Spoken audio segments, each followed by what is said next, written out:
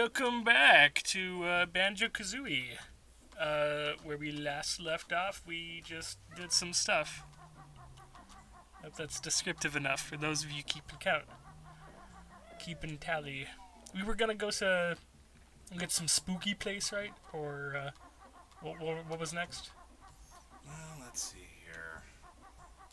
We already took care of Clanker's Cavern and everything in there, so I think next is going to be just progressing further into the area, into the tower. Into the tower?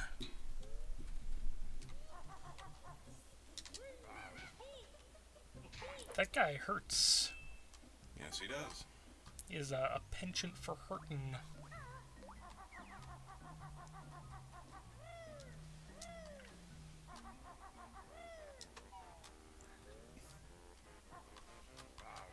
Oh, cool. He's got a skull on his back. Yep. Is that like shaved into his fur? Or is he wearing a stylish jacket? Cloak. A cloak. Ooh. What the? That is all farts. Yes, it is. What do you expect from Oh. So much. More facts about Grunty.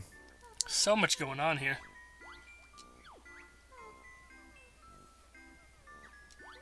You're gonna remember all this when we need to remember it, right? Maybe.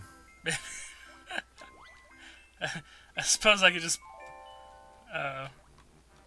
they aren't time-stamped, but I kind of know where they are in the previous videos. If we ever need to consult them.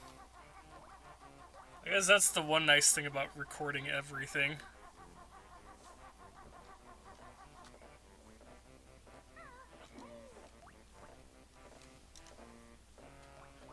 So, like classic video game remakes, or reimaginings. Do you remember Spy vs. Spy? Yeah, more or less. Yeah. So, there were 3 versions of the game. I had played 2 of the 3. 3? 3, yep. There was... The first one I had played was on the NES. And it was really cool. It had some... Like, I will never forget the music in that game. It was so incredible. That's where... Like the typical Spy vs. Spy gameplay was you were trying to avoid the other player. Like, both players, they didn't want to interact with each other. Their goal was to steal some secret plans. Eliminate each other, as per the usual. Not so much as eliminating. Like, you're sabotaging them while you're also looking for a suitcase and some plans and some I don't know, a passport or something. You're basically trying to steal something and then get away. And then the other thing that you're trying to do, I don't think it was not good to encounter the other player. I think you had like knives or something that you could stab each other with, but maybe it was like a one-hit kill or something. Well, again, if it's anything based off of the original Mad Magazine Spy vs. Spy, Yeah. then yeah. They are naturally, A, trying to sabotage each other, and B, trying to kill each other. Which they did lots of in the cartoons and the comics. Oh, tons of it. Now, the second version of the game that I had played was on computer. It was using, like, CGA graphics, which, not the same as what the Nintendo is able to render on their color palette. The NES had a much more robust color palette than a CGA computer. So, whereas the NES version took place in kind of like an office building with different colored rooms. Generic backgrounds are generic. The computer version would take place in, like, the Arctic, because all it could render was white and pink and blue. Not the best colors for Spy vs. Spy, but is that like swamp water, and is it gonna kill you like as soon as you step in it? Well, hurt me, yes. Oh, okay. Because it's piranha-infested water. Oh, alright. And the piranhas don't like me. Is that like a one hit though, or they'll No, just no, no. It'll just take a nip a nick. little health? All right. Yeah, just take a nick off the old life meter.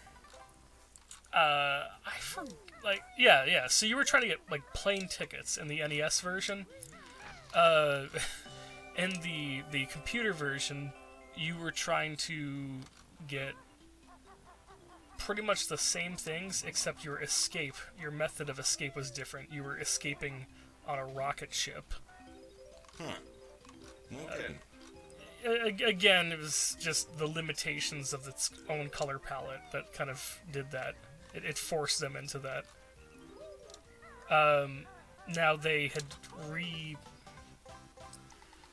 not remade. They kind of, it's not even really a reboot. Even they made a new Spy vs. Spy game for the original Xbox. Mm-hmm.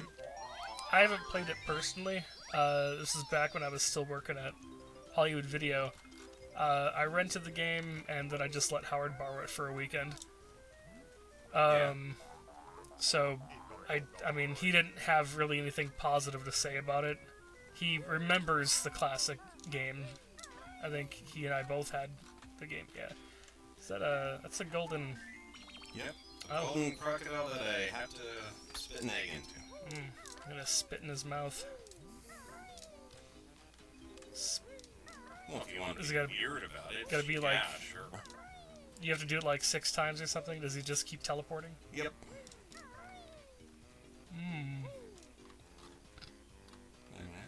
Just goes back to the beginning. Does this game make use of the rule of 3? In terms of what? Well, oh, you know what? We haven't really seen anything that would qualify as like a boss fight in here. Nope.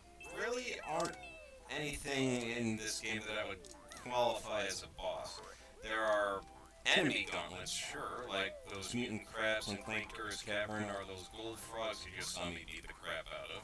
Yeah. Other than that, no, not really. I mean, I guess there's one much later on, but that would be the only thing I would consider a boss. Gotcha. So this is very different as far as, I mean, to separate this from Donkey Kong Country, for example, yeah, it's quite different. As that one was obviously focused on platforming and action, this one's more focused on platforming and, yeah, the item collection. Okay. It's an egg inside of an egg inside of an egg inside of an egg inside of an egg with a jiggy inside. Russian nesting egg. Never heard of? I think we were actually talking about that in our previous session. Yeah, something like that anyway. Yeah. So, was there like a golden feather or something that I saw in the air back there? No, I think that was a free life. A free life? Okay. Which, again, I'm not all that worried about at the moment. No, you're doing fine. You made so much damn progress last time. Don't think we're gonna be in... Well, no, I'm certainly not going to clear this in 10 minutes. No. I'm referring to like the amount of lives that we went through in Donkey Kong Country 2. And the amount of lives earned as well. Yeah.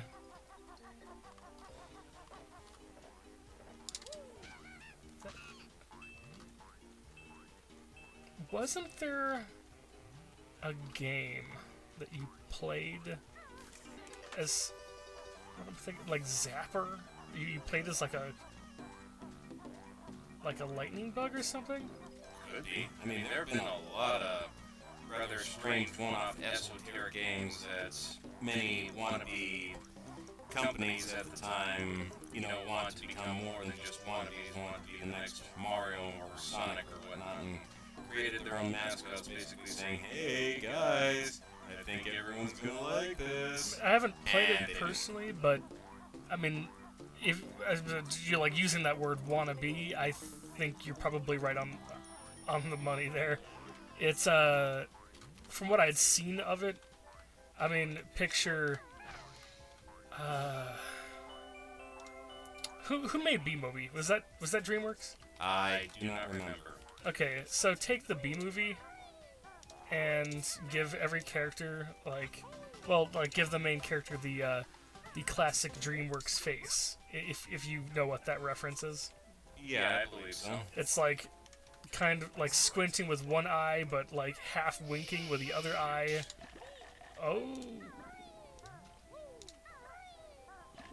Oh, okay. If there's You don't even see him.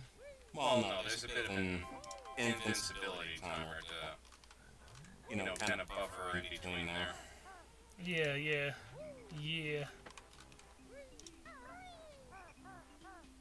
There's our music notes. Oh, hey, and another one of those dudes. Yep. Jinjos. See, I was trying really hard not to say thing. It's another thing. And thank you for that. So next time on Pway, More things!